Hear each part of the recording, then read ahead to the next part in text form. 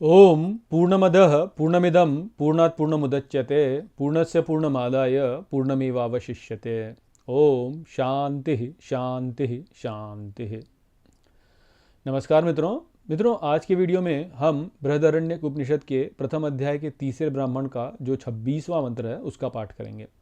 तो आइए देखते हैं कि ये मंत्र क्या कहता है। तो जो मंत्र वो कहता है, तस्य हैतस्य सामनो यह सुवर्णम वेद, अर्थात तो उसका ही यह साम है जो सुवर्ण को जानता है।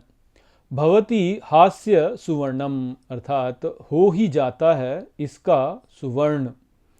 तस्य वै स्वर एव सुवर्णम, अर्थात उसका स्वर ही सुवर्ण है।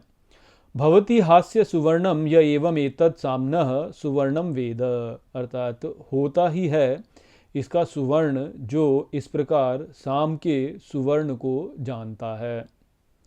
तो यहाँ पर इस मंत्र में हमें बताया जा रहा है कि जो साम का स्व है वह सुवर्ण हो जाता है।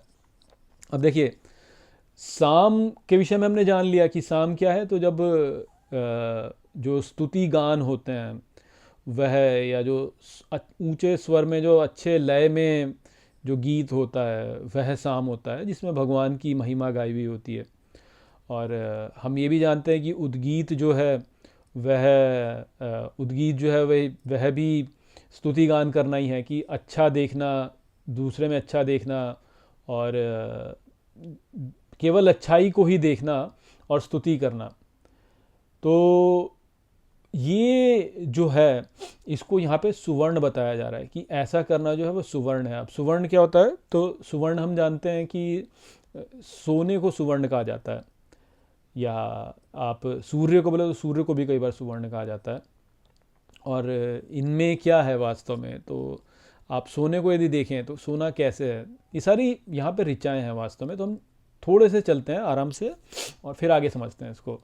तो देखिए, स्वर्ण जो है वो कैसे प्राप्त होता है? तो सोना जो है वह पत्थरों में होता है और वह एक अशुद्ध अवस्था में होता है, इसमें बहुत सारी अशुद्धियाँ होती हैं। फिर क्या किया जाता है? उसको जो है उसको तपाया जाता है। जब उसको तपाते हैं तो उसमें से जो है सारी अशुद्धियाँ जो होती हैं वो अलग हो जाती हैं और सोना जो होता है वह अलग हो जाता है।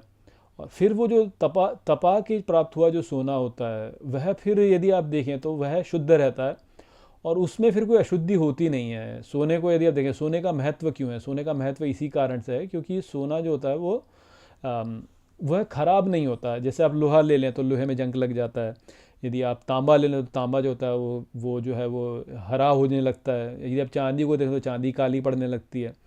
यदि आप एल्यूमिनियम को देखें तो एल्यूमिनियम जो होता है उस पर ऑक्सीडेशन हो जाता है। ऑक्सीडेशन होकर के ऊपर से उसकी चमक जो है नष्ट हो जाती है। परंतु सोना ऐसा है कि सोने पे कुछ होता नहीं है, वह चमकीला का चमकीला ही रहता है और कितने भी समय तक आप पहन लीजिए उसको। स्त्रियां जो होती हैं वो सोने के आभूषण पहनकर स्नान कर लेती हैं, फिर भी सोने को कुछ नहीं होता। सोना वैसा का वैसा ही रहता है, कितने लंबे समय तक उसको पहनती हैं। और शरीर पर जब मान लीजिए आप लोहा यदि रख लें तो शरीर से यदि लोहा छूता है तो शरीर को थोड़े समय में जो है हानि प्रदान करने लगेगा, वो दुखने लगेगा या कुछ आपके शरीर में कुछ समस्या उत्पन्न कर देगा, कोई भी ऐसा जो पदार्थ होता है। परंतु सोना ऐसा है कि आप उसको पहनेंगे तो पहन करके वो आपको, आपके शरीर को कुछ भी कष्ट नहीं प्रदान करता। तो सौम्य भी है और कभी नष्ट नहीं होता। तो हमारे भीतर जो हम हैं, जो देवता, हमारे शरीर में इतने सारे देवता हैं, वो देवता सारे जो है अशुद्धियों से प्रभावित हो गए थे। जैसे कथा में बोला गया कि उन पर पाप से प्रहार हुआ तो वो अशुद्ध हो गए। परंतु जब जो स्वर्ण मुख वाला देवता था, जब उसके प्राण पर प्रहार किया तो नष्ट हो गया वास्तव में। क्यों? क्योंकि वह सोने वाला मुख वाला बताया यहाँ पे। तो अब सोना कैसे प्राप्त हुआ? तप के प्राप्त हुआ। तपाते हैं जब उसको, तो तप करने से। और हमको बताया गया पहले दूसरे ब्राह्मण में ये तो बताया गया ना कि वह तप कर रहा है, वह तपता है, तप कर रहा है वह। तो जो तप है वह ही उद्गीत है, वह ही साम है, वह ही श्रेष्ठ को पाने का मार्ग है वास्तव में। तो तप कर रहा है। तप करने से क्या अर्थ है? तप क्या करना है? तो तप यहाँ पे करने से अर्थ यह ही है कि व्यक्ति अपनी जो कामनाएं हैं, अपनी इच्छाएं जो हैं उनको महत्व ना देकर जो है दूसरे की इच्छाओं को महत्व दे, दूसरों के का भला सोचे, दूसरों के लिए करे। तो जब वो कब होगा? वो तभी होगा जब व्यक्ति दूसरे में अच्छा देखेगा, दूसरे में अपनापन करेगा, तभी तो होगा ना। तो उद्गीत जो होता है और जो तप होता है वो इस प्रकार से देखा जाए तो एक से ही संबंधित है।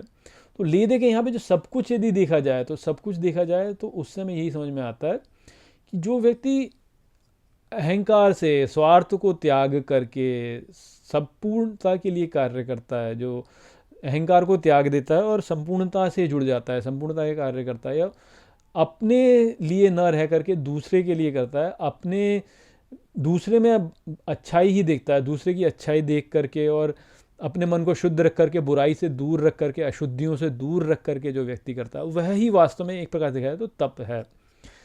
हमारे साथ समस्या यही होती है कि हम जो हैं स्वार्थी हो जाते हैं, अपने अहंकार के साथ में जुड़ जाते हैं, छोटे से इसके साथ में जुड़ जाते हैं और इसके साथ में जुड़ करके जो है हम अशुद्ध हो जाते हैं। अपने को तो अच्छा मानते हैं, दूसरे को बुरा मानते हैं। अपने को तो मानते हैं कि अच्छा मैं हूँ और संरक्षित करने का प्रयास करते हैं, दूसरे से भय करते हैं, दूसरे से भय करते हैं, दूसरे में बुरा देखते हैं, दूसरे की समस्या देखते हैं।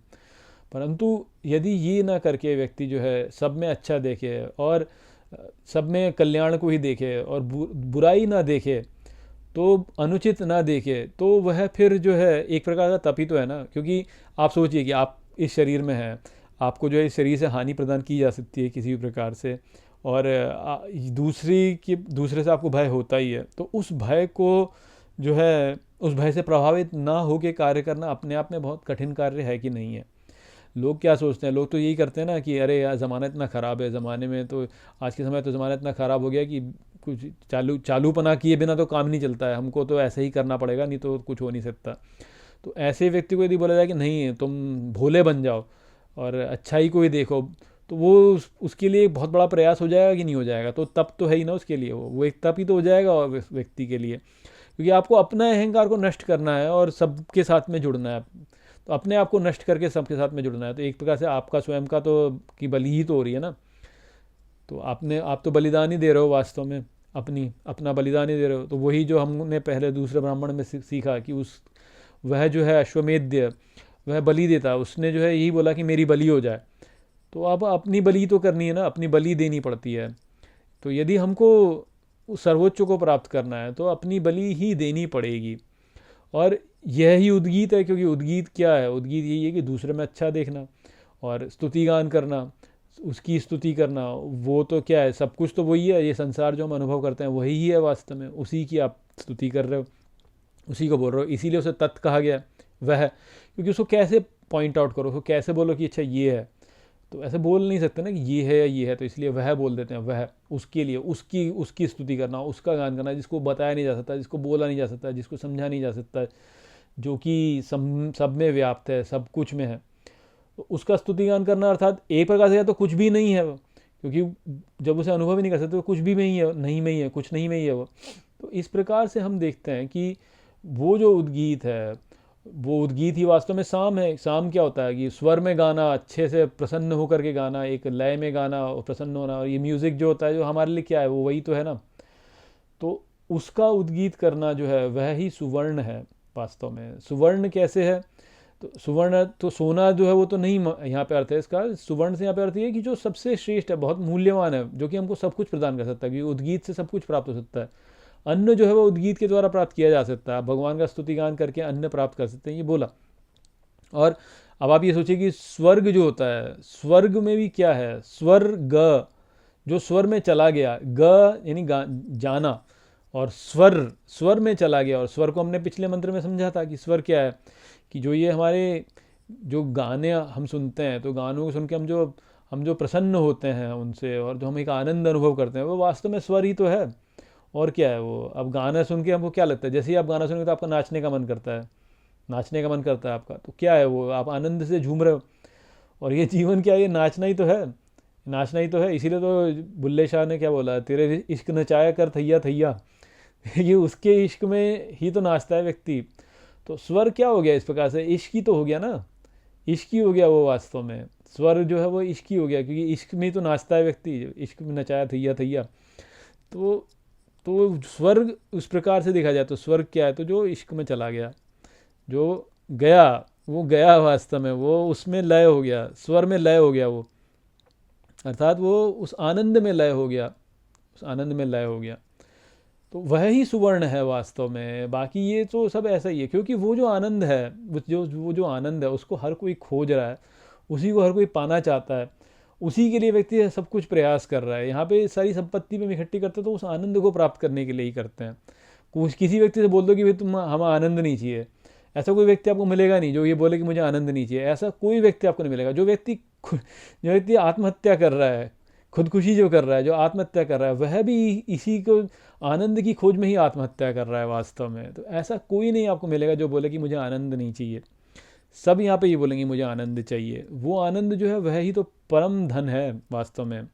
उस परम धन को ही तो राधा भी कहा जाता है। जो परम धन बोला गया है वेदों में, जब आप राधा शब्द का उपयोग देखते हैं तो राधा के शब्द का उपयोग वहीं पे, कहाँ पे है? ये संपत्ति, धन संपत्ति। वो कौन सी संपत्ति है? वो वास्तव में यही वाली संपत्ति है, आनंद वाली संपत्ति, जो कि भगवान के पास भर करके है, भर करके है, और वो हमको प्रदान करना चाहते भी हैं। यदि हम उनके भक्त बन जाएं तो प्राप्त कर भी लेंगे, परंतु हम भक्ति करते हैं अपने अहंकार की, भगवान की हम करते नहीं, इस कारण से वो प्राप्त नहीं कर पाते।